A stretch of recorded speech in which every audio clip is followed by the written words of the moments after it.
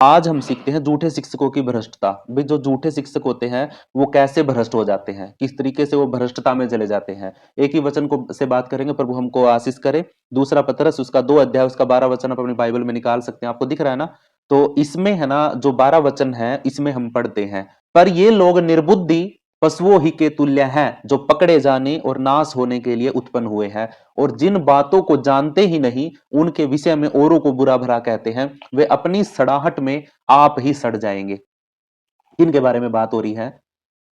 ये किन के बारे में बात हो रही है? उन लोगों के बारे में जो झूठे शिक्षक होते हैं, जो झूठी शिक्षा देने वाले होते हैं, और जो हठी होते हैं, जो ढीठ होते हैं, जो ऊंचे पद वालों को बुला बुरा भला कहते हैं। जो वचन हमने कल पढ़े थे ना, उन्हीं बातों के अंदर है, वही व्यक्ति की बात हो रही है जो अशुद्ध अभिलाषाओं के अंदर अपने शरीर के पीछे पड़ करके शरीर के अनुसार चलते हैं, और प्रभुता को क्या मानते हैं? तुच्छ जानते हैं। प्रभुता को तुच्छ जानते हैं, इसीलिए उन ही लोगों की बात हो रही है यहाँ पे।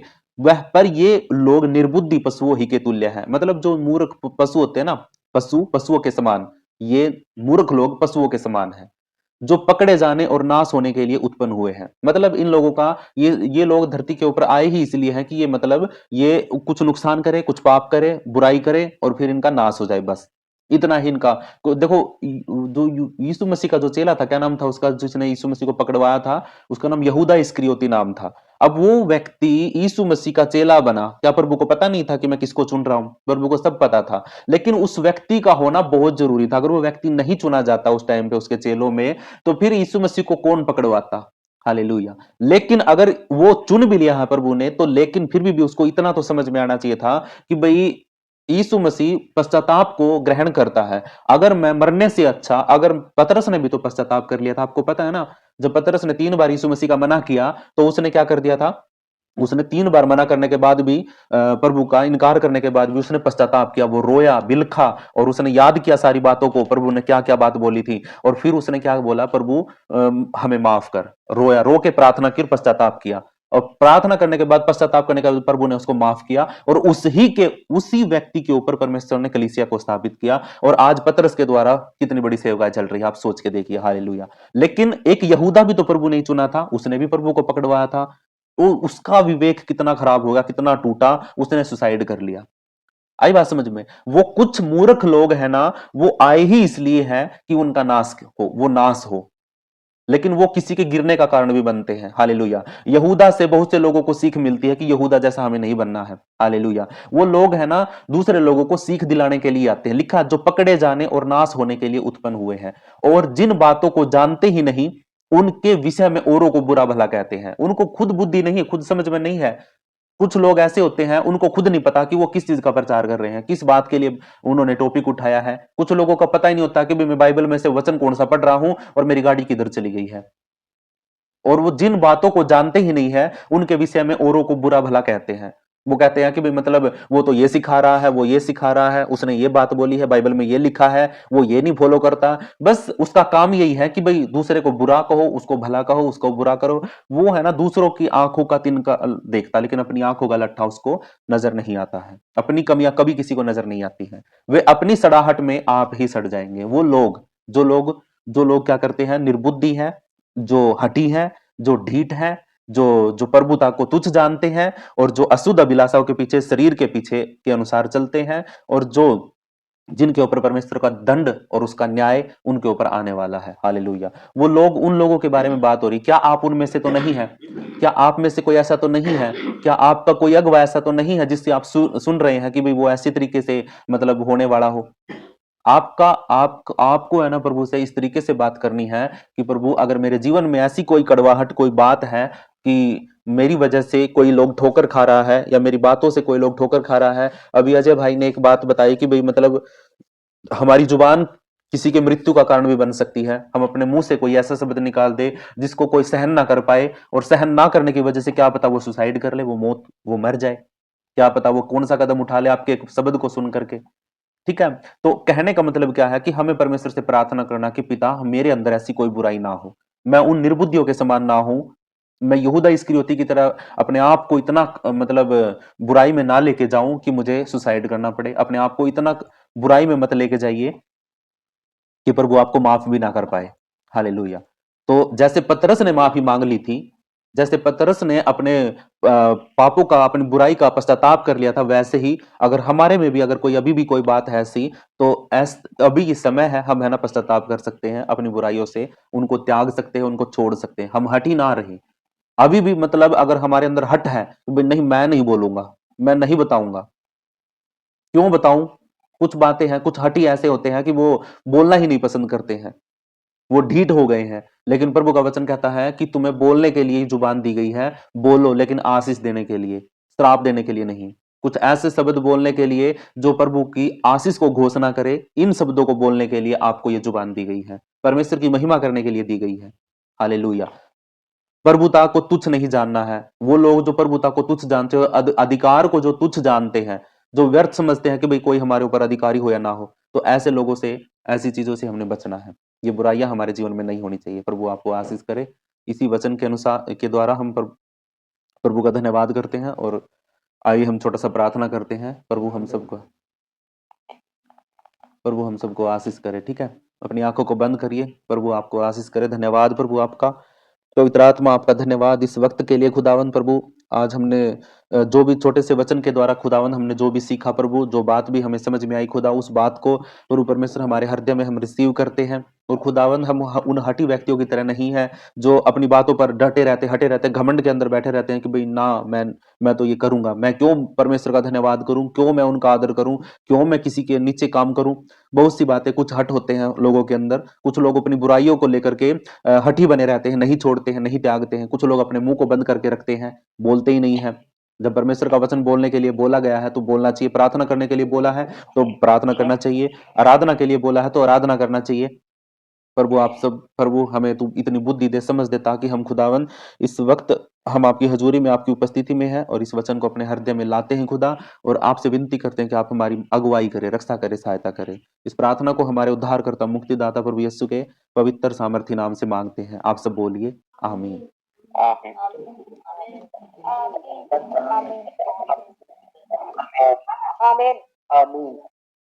ठीक है जी, प्रभु आपको आशीष करे। मेरी कमी पता है कहाँ होती? अगर मैं आपको समझा कर, अगर ये ना पूछूं ना, आपको मौका ना दूं कि कुछ समझ में आया है नहीं आया है, अगर अगर मैं आपको ये मौका ना दूं, ये बात ना पूछूं कि भाई अगर किसी को कुछ नहीं समझ में आया है तो आप पूछ सकते हैं। मैं हर बार, हर दिन, हर वचन के बाद आपसे एक बात बोलता हूं कि अगर आपको कुछ समझ में नहीं आया तो आप पूछ सकते हैं, लेकिन कोई भी नहीं बोलता है। और जब मैं पूछता हूं तो फिर कोई आवाज नहीं देता है, कोई भी बोलता नहीं है कि भाई मेरे को आया था समझ में। तो दोनों जगह पर तो आपकी नहीं चलेगी, एक जगह पे तो मेरी चलेगी, एक जगह पे आपकी चलेगी।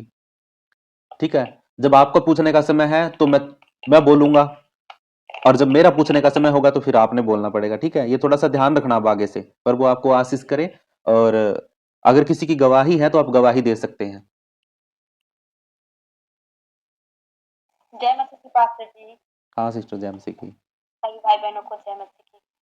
पास्टर जी, हमने उस विषय के लिए प्रार्थना करवाई थी, मेरा पैसा रुक गया था, तो उसमें से मैंने उस विषय के लिए आपसे भी बोली थी और प्रार्थना करती थी।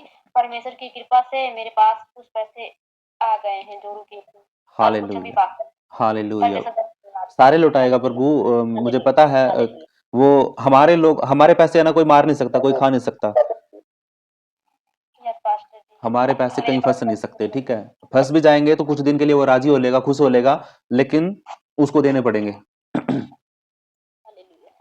और किसी की कोई गवाही है तो बताइए।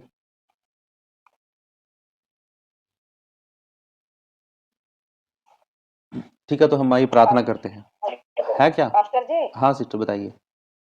मैं ये कह रही थी कि अब मैं जैसे चर्च में जाती हूँ ना, अपने चर्च में जाती हूँ, तो अभी मेरी भतीजी का घर वाला आज ऐसे ही मिलने के लिए आ गया था। अच्छा। तो वो मतलब ऐसे से बोल रहे थे, मेरे को बोल रहे थे कि आप वहाँ पे भी जाती हो, फिर तुम इसमें जुड़ी भी हो। मन की तो खाली बैठती तो प्रार्थना में जुड़ने में कोई बुरी बात थोड़ी है। तो वो मेरे को ऐसे बता रहे थे कि वो कुछ बताएंगे वहाँ के, तुम कुछ बताओगे, तुम किस किस का समझ में लाओगी। मन की प्रार्थना तो वही, उससे बाइबल से तो वचन वो भी निकालते और वो भी निकालते हैं, तो ये अलग अलग थोड़े निकालते हैं। आप सब इतने लोग जुड़े हैं, इतने दिन से जुड़े, मैंने कभी किसी को रोका है कि तुम वहां पे मत जाना? नहीं नहीं, मेरी बात नहीं समझ रहे मैं क्या कह रही हूँ। आप तो प्रार्थना करके अच्छे हमें बता रहे हो ना, सब कुछ अच्छा बता रहे हो। मैं ये कह रही हूँ कि वो मेरे को ये ऐसे बोल लेते हैं कि तुम ऐसे क्यों जुड़ रही है तुम। अच्छा। उसमें जुड़ने में क्या है, वो तो प्रार्थना सिखाते हैं, बताते हैं, समझाते हैं, जो हमारे को नहीं आते तो वो भी हमें बताते हैं, समझाते हैं, वो भी पास्टर जी हैं। और कोई गलत थोड़ी बताएंगे। तो कर फिर ऐसे तुम्हारे को कैसे याद रहेगा, वो कुछ बताएंगे, वो कुछ बताएंगे। मैंने कि ऐसा कुछ नहीं है, पास्टर जी वही बताते जो वो बताते हैं, हमारे पास्टर जी वो यही बात वो भी बताते हैं। तो मेरे को अच्छा, ये बात बोल रहे थे, तो मेरे को अच्छा नहीं लगा उनकी बात। क्या हुआ, आपको अच्छा नहीं लगा? मतलब उनकी बात अच्छी नहीं लगी ना। अच्छा, आपके लिए तो आप मेरे को बहुत प्रार्थना तो आप करते हो, मैं ये नहीं कह रही, आपके लिए उनके लिए कह रही हूँ जो मेरे को बोल के गए ना आज। अच्छा, अच्छा। वो आपके मतलब कोई हाँ, पास्टर उनके नहीं थे, लिए वो कर। क्या थे? वो मतलब आपके कोई रिश्तेदार थे? हाँ, रिश्तेदार है मेरे। अच्छा, अच्छा। तो मतलब वो कहते हैं कि तुम उधर भी जाती हो, प्रार्थना करती हो, तुम यहाँ ऑनलाइन में भी उसमें जुड़ी हुई हो। मन की वो तो मैं बैठी हुई हूँ, वहां से काम से आ जाती हूँ, तो हुँ, बैठ जाती हूँ, तो थोड़ा मैं प्रभु के इसमें वो क्या है, वो वचन ही तो आते हैं, उनके प्रार्थना सिखाते हैं, बताते हैं, समझाते हैं। ठीक है, तो ठीक उससे भी हमारे को थोड़ा डर होना चाहिए हर एक चीजों से, है कि नहीं? नहीं, अगर आपका हमें भी डर। पास्टर सुनिए, अगर आपका पास्टर आपको बोले कि भई हाँ, उधर नहीं जुड़ना है, तो आप है ना सोच सकते हैं, समझ सकते हैं। अगर आपको लगता है कि हाँ, इधर कुछ गलत है, उधर कुछ अच्छा है। मैं क्या नहीं पास्टर जी, मैं वो आपके लिए कुछ नहीं कह रही हूँ, आप मेरी बात को नहीं समझ रहे। मैं तो मैं समझ क्या गया कह रही हूँ, सिस्टर, अब मैं समझ गया आपकी बातों को कि आप क्या कह रहे हैं, ठीक है? वही बातें वो इधर मुझे सुन। अच्छा नहीं लगा ना, वो हाँ, हाँ। ऐसे उन्होंने बोल दिया ना, मुझे अच्छा नहीं लगा उनकी बात का, मुझे समझ गया, वो अच्छा तो नहीं बात लगा मैं उनकी। आपकी मेरे हाँ, को मेरे को है ना मतलब एक सिस्टर और बता रही थी ऐसे ही कि हम्म, भाई वो तो है ना, वो ऐसी चर्च के कोई सिस्टर है ना, मतलब एक तो वो होते हैं ना जो अंग्रेजों वाली चर्च होती है। नहीं हाँ, तो वो उधर नहीं है। उधर है ना, मतलब वो सोचते थे भी वो तो क्या ये सिखाएंगे आपको, इधर ये सिखाया जाता है, उधर वो सिखाया जाता है, वो ऐसे प्रार्थना नहीं, करते हैं। जिस तरीके से पास्टर जी आप बता रहे हैं ना, इसी तरीके से हमारे पास्टर जी भी बताते हैं, बिल्कुल ऐसे ही बताते हैं, जिस तरीके से आप फिर उन्होंने कोई वो नहीं लग रहा, बिल्कुल सही बता रहे हो, इसलिए मैं हम्म। कह रही थी कि मुझे तो बहुत अच्छा लग रहा है। वो भी यही प्रार्थना उनको बताते हैं, भी वो भी बोलो, यही प्रार्थना बताते हैं। उनको भी, वो भी जाते हैं क्या चर्च में? हाँ, उनको भी दे दो हमारे लिंक। चर्च में ही आते हो, जनकपुरी से आते हैं वो। कोई बात नहीं, आप उनको भी दे दो लिंक कि आप भी जुड़ के देखिए एक बार कि मतलब वहां पे कुछ हाँ, क्या सिखाते हैं, ठीक है? आप उनको भी देना कि सिस्टर आप है ना जुड़ के देखना अपने फोन में। और अच्छा। याद करने के लिए सुनिए, मैं याद करने के लिए आपको कोई टेबल या मैथ का सवाल नहीं देता हूँ कि भाई आपने ये मैथ का सवाल निकाल के कल मैं पूछूंगा और आपने बताना पड़ेगा। अरे हमने 10 बातें करी, 10 बातों में से सिंपल सी बात है, आप एक बात तो आपके दिल को छुई होगी, कोई एक बात हाँ, मैं आपको, वही तो कह रही हूँ, अब वही बात वही इसीलिए बतानी तो थी। कह रही हूँ, मुझे तो अच्छी लगे, इसीलिए तो फिर मैंने उनको बोला, मैंने कि नहीं, हमारे पास्टर जी वो बहुत वही एक ही वचन, वही जैसे वो बोलते हैं ऐसे वो बताते वचन। कोई वो अलग नहीं बताते, कोई वो अलग नहीं बताते, बाइबल में जो वचन है वही तो बताएंगे, ठीक है, तो है कि नहीं? और किसी की कोई गवाही है तो बता सकता है, फिर हम प्रार्थना करते हैं। अच्छा जी, व्यवस्थित है। हाँ जी, सुनील जी, जय मसीह की। तो अगले तो काम का पास जी। तो मैं एक गवाही देना चाहता हूँ, तो पास जी जी, बीच में मैंने जो चांदनी करके एक लड़के से मेरी भांजी से मिलकर दरवाजा बंद भांजी कराओ। से मैंने उसके लिए प्रार्थना कराया था जो है। हम्म। हमारे कलीसिया में भी वो आज प्रार्थना हमने रखे थे जो है, और सारे सब मिलके हमने प्रार्थना किए थे, आप भी प्रार्थना किए थे, हम सब मिल किए थे। हम्म। तो उसको कैंसर था सर, जो उसके हाँ, हाँ। सरों में जो है पूरा बॉडी उसका मतलब 95% पहुंच गया था, वो 5% ऐसा कुछ डॉक्टर बता रहा था। हम्म। की रिपोर्ट तो हम पहले मुंबई में रहते थे, नाला चौपारा में। हम्म। तो वहाँ से हमने टाटा में गया, टाटा वाला भी मतलब वहाँ पे बोला कि प्राइवेट में आप जाइए, जो है बहुत सारी चीजें प्रोसीजर बता रहा था। तो ये हुआ कि हम यहाँ काम धंधा करेंगे, हम्म। इनका प्रोसीजर अब फॉलो होगा यहाँ पे, क्योंकि हम यहाँ पे इतने बड़े वो चीजें हमारे इतने बड़े आदमी नहीं थे जो है कि मतलब कि यहाँ काम छोड़ के तो क्या कराते हैं। फिर वो बनारस लेके गए, हम्म।